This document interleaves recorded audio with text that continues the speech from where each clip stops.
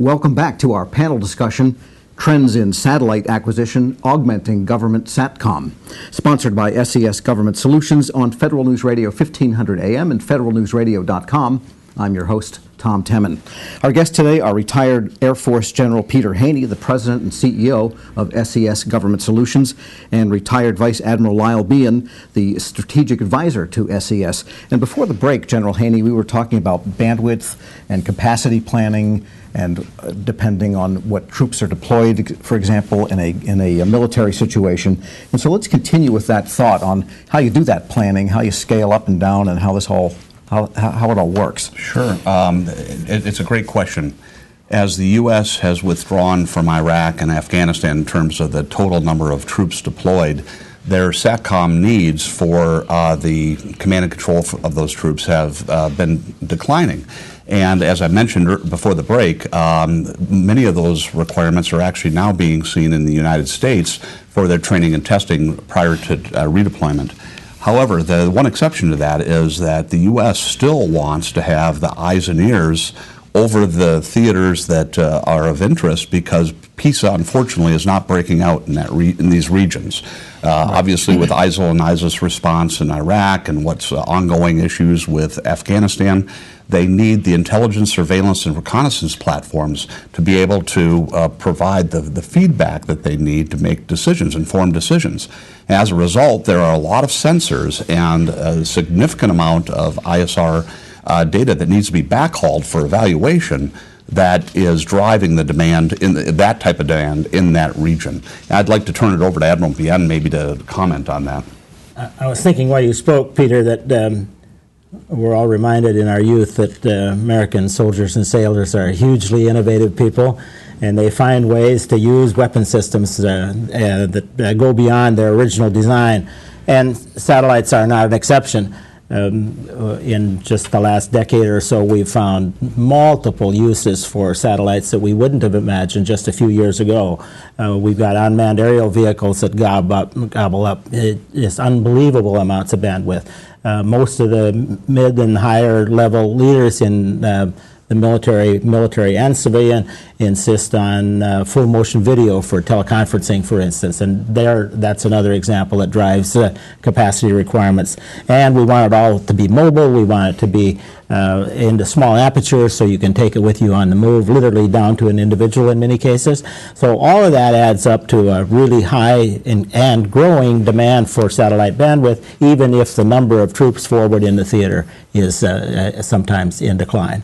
And that presents a dilemma for DoD planners, because the absence of that linear relationship imposes a planning requirement on them, and sometimes we meet it, sometimes we don't. But the flexibility of companies like SES Government to meet those needs, I think, is working in their favor. We were talking too, relatedly, on that same issue about, well, so where does all that capacity come from? If the requirements are growing at such an astronomical rate because of the applications that we use them for, then conventional satellites that had a kind of a fixed rate of throughput would seem to be incapable of meeting the need, and in many cases that's true. So with technology, led primarily by the commercial sector, not by the Defense Department, we came up with something called the high throughput satellite. And when you say high throughput, we're talking orders of magnitude over their predecessors. Not just, this is not doubling or tripling, 10, 20 times the capacity. It is common now in this country and elsewhere to have a single satellite that had as much capacity as an entire constellation just a decade or less ago. That's pretty dramatic. And what that gives you is two things that where I live. One is you can use that excess capacity, if you want to think of it as that way, in liberal ways that give you more ability to work in the presence of somebody who is doing things like jamming that try to take that capability away from you. You have to reduce your effective capacity to do that, but if you started with a lot in the first place, you still have a lot left even after the reduction. That's number one. And number two is commodities are commodities worldwide. It doesn't matter if it's corn or bits. The more you have of them, the more cheaply you can sell them to the consumer. And high throughput satellites, if you can put 10 times the capacity on a satellite that costs roughly the same amount of money to own and operate, as its predecessor, by definition, you can sell that service substantially more affordably. And one of the points, and we should make it here today without sounding as though we're being unreasonable in advertising the potential of companies like Peter's, but the fact of the matter is that commercial, when they build these big, extraordinarily capable satellites, they can, by definition, sell that service more cheaply than they could. And frankly, I think it can be proven they can sell that service more cheaply than government could do it themselves. I mean, that's why something between 70 and 80% of today's communications that the U.S. government uses is procured from commercial. And we're thinking that that's a good investment for the American taxpayer, and events like this are intended to help portray why that's a prudent thing for them to do. Well, let me ask you this. I mean, if I could just piggyback on his comment, one of the things that we've been talking to senior Department of Defense leaders about is wideband global SATCOM. They really capable military satellite communications capability that the U.S. Air Force has purchased, and they've purchased 10 of these satellites. They're very, very capable. And we would never want to downplay the use of that capability.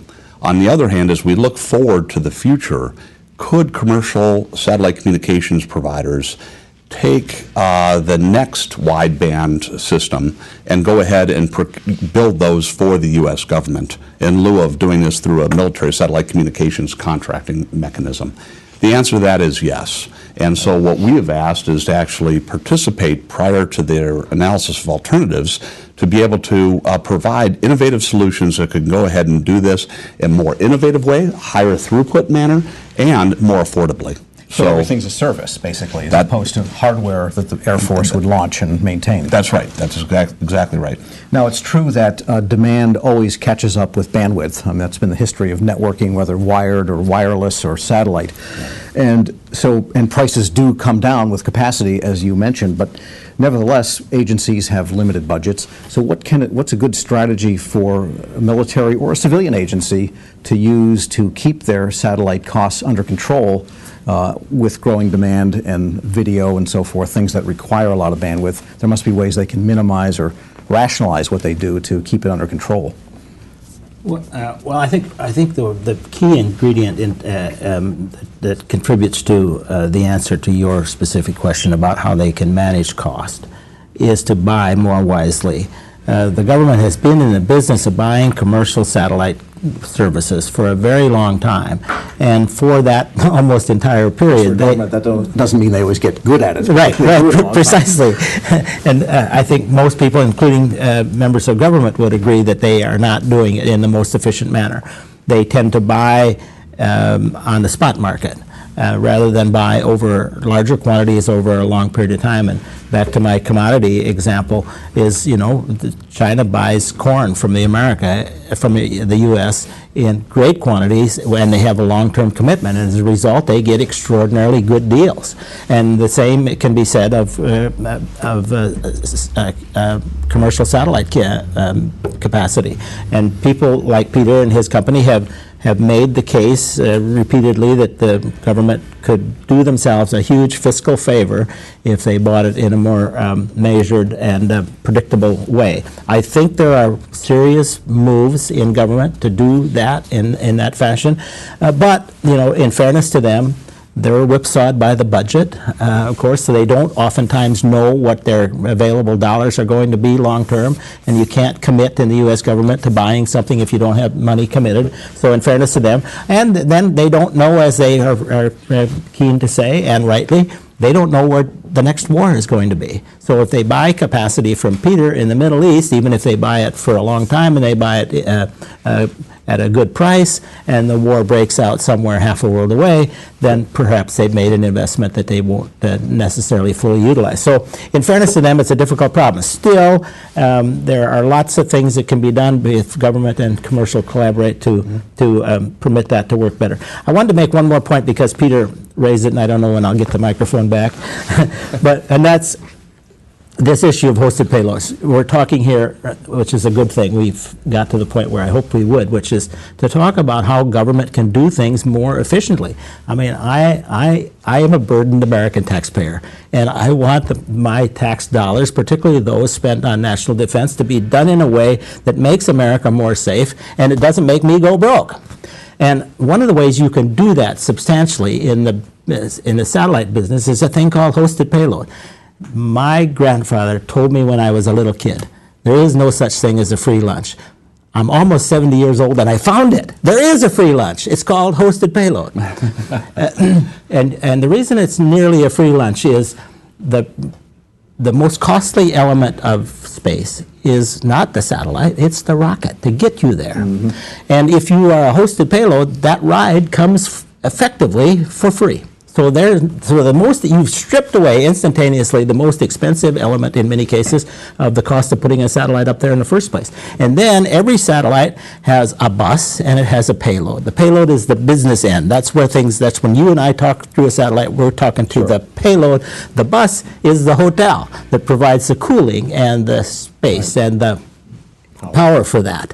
So if you can get the rocket for free, and the hotel services for free, now all you've got to do is own and operate the payload. That's called hosting. It's done the world over. There are countless examples. The SES about 7 or 8 years ago did that with an IR satellite, wonderfully successful, pennies on the dollar. I mean, there are lots of examples, and I just hope that when the nation contemplates these difficult decisions about commercial space, that they have in their kit bag consideration for a hosted payload, because the fiscal argument is just too overwhelming not to. Okay, and General Haney, 30 seconds for the final take on today's discussion. Okay, well, let me just piggyback on what Admiral Bien said first. There are people in the Congress that really understand that we need to do things differently. Congressman Bridenstine is a rising star in that regard. He has sponsored legislation that is supportive of groundbreaking efforts called Pathfinder Initiatives. We're the proud owner of the Pathfinder 1 for AFRICOM, but Pathfinder 2 is something that trying to do over the United States, and he's been a big supporter of that. A single manager for space, he's also advocating. And there are very senior leaders like General Hyten and the Air Force Space Command Commander, who's advocating for an overarching architecture that harmonizes and integrates both commercial SATCOM and military satellite communications so that we can work together and look at the trade-offs among those different areas. And more recently, there was so we have legislation, we have senior leaders, and we had a Deputy Secretary of Defense work memo that redesignated the Executive Agent for Space as the principal DoD space advisor. Why is that important? It gives the Secretary of the Air Force and her EA for Space, Mr. Beauchamp, the ability to have programmatic authorities and oversight for a fully integrated and complementary architecture. So these are really big initiatives that are changing the way things are done. There are acquisition-related things that need to be done, and I would say that we're making progress in that regard, but not fast enough, unfortunately. All right, so everybody's got a role. I want to thank today's guests, retired Air Force General Peter Haney, the President and CEO of SES Government Solutions, and retired Vice Admiral Lyle Bean, the Strategic Advisor to SES. I'm Tom Temin, Federal News Radio 1500 AM and federalnewsradio.com. On behalf of SES Government Solutions, thank you for joining our discussion. We'll have the archive from this session available shortly, and a link will be sent to you to share with your colleagues. Those of you who requested a training certificate will receive an email with download instructions immediately following the webinar. This concludes today's webinar. Thank you very much.